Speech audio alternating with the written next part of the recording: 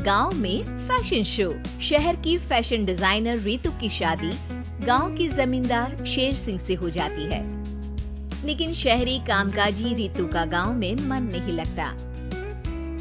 क्या सासू माँ, ये गांव में तो खुश नहीं है, मेरा दिल ही नहीं लगता यहाँ, क्या करूँ मैं? अरे बेटा, जहाँ पति का कारोबार, बीवी तो वही अच्छी लगती है ना। अब हम लोग इतने पैसे वाले हैं कि गांव में मेरे बेटे लायक लड़की ही नहीं मिली। अरे माँ, मैं तो ये बोल रही हूँ कि क्या करूँ जिससे मेरा थोड़ा दिल लगे।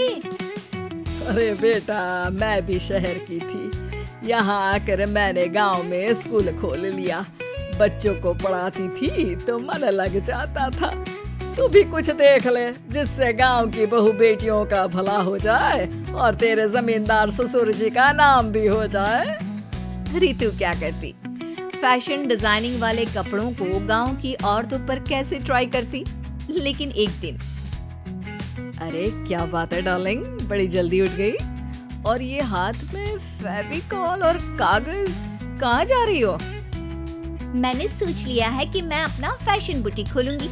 गांव की औरतों को सजा धजा कर फैशन शो करूंगी और यहाँ की औरतों को भी शहर के फैशन से वाकिफ करवाऊंगी। फैशन और यहाँ की औरतें, अरे इन लोगों को तो बस चूल्हा चौका आता है। खाली समय में एक दूसरे के सर से जुएं निकालती हैं या फिर अचार पापड़ बनाती है। इन लोगों के बस की नहीं है फैशन को समझना। लेकिन रितु मानती नहीं। वो पूरे गांव में पोस्टर चिपका देती है कि किसी को भी नए डिजाइन के कपड़े पहनने का शौक है तो जल्दी जमींदार की बहू से मिले। लेकिन रितु की दुकान में 2 दिनों तक तो कोई आता ही नहीं। पर एक दिन, अरे कमला, क्या हुआ, क्या देख रही हो? ये पुतला देख रहा है दीदी।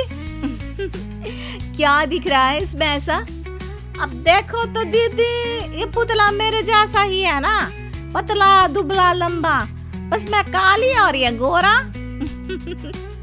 तू ये बता, इस पुतले के कपड़े तुझे कैसे लग रहे हैं? अरे कपड़े तो बहुत ही सुंदर है दीदी, लेकिन तू ना बस कल इसी समय आ जाना और अपने जैसी 2-3 और को भी ले आना। अगले दिन कमला 2 लड़कियों को लेकर आ जाती है। रितु उन लोगों को अपने हाथ के सिले कपड़े पहनाती है और घर भेज देती है। उन लोगों को गांव की दूसरी औरतें भी देखती हैं। और फिर क्या, अगले दिन रितु जब दुकान खोलती है तो सामने बहुत सी औरतें उसके बनाए डिजाइनर कपड़े पहनने को तैयार खड़ी होती हैं। तुम लोगों को कपड़े के साथ ही हल्के मेकअप और स्किन केयर की भी क्लास देनी पड़ेगी। रितु गांव की औरतों को फैशन का ज्ञान देने में लग जाती है। एक दिन रितु का पति कहता है, अरे रितु, तुम्हारी फोटो पेपर में आई है। क्यों भाई, ऐसा क्या कर दिया मैंने? क्या लिखा है?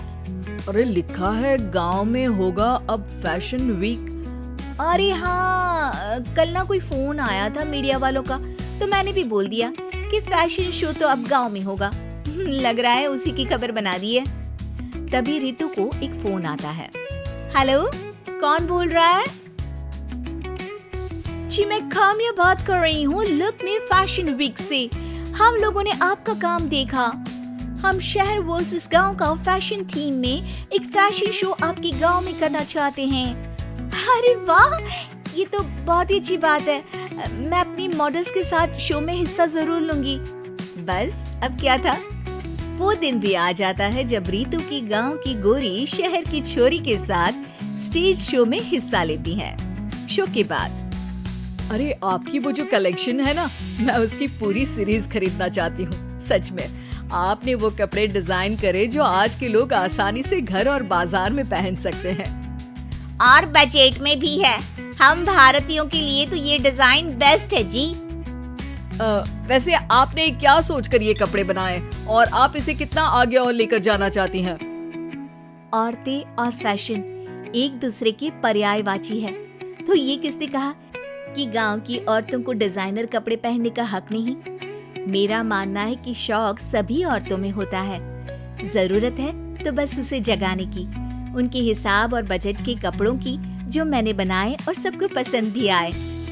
अब रितु का गांव हर जगह प्रसिद्ध है। ना सिर्फ रितु के लिए बल्कि वहाँ की औरतों की फैशन के लिए भी।